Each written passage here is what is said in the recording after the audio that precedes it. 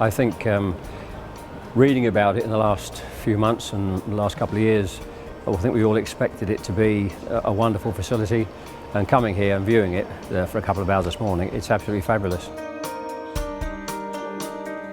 It's great for England. I think in the next 5 to 10 years we will see some great young players coming through from this facility. The facilities at West Ham, when I first joined as a 15-year-old, were none. We actually didn't have a training ground of our own. We used to use one or two other places. We used to rent them out, and it could be somewhere one week, somewhere the next, somewhere for pre-season.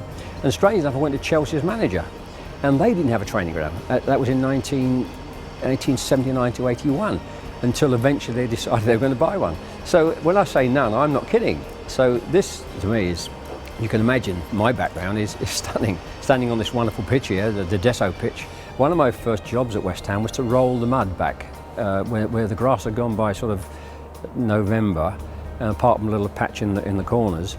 When the first team played a match, it cut the mud up, and you had to roll it very quickly, because otherwise, if it froze over, you'd have a jagged pitch and it would be unplayable for weeks.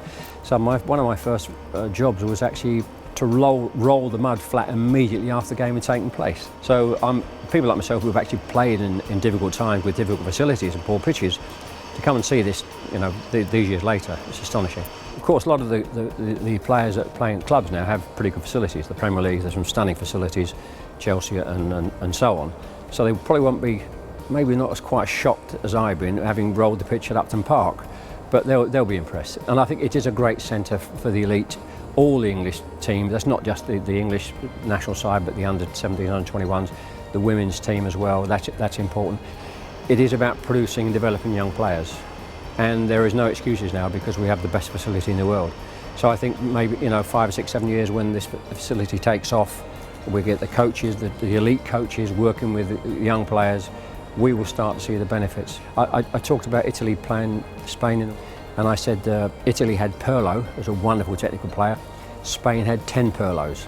And I think it's a question of not the odd one that comes out now and again, but producing a consistent line on a regular basis of top-class English international players.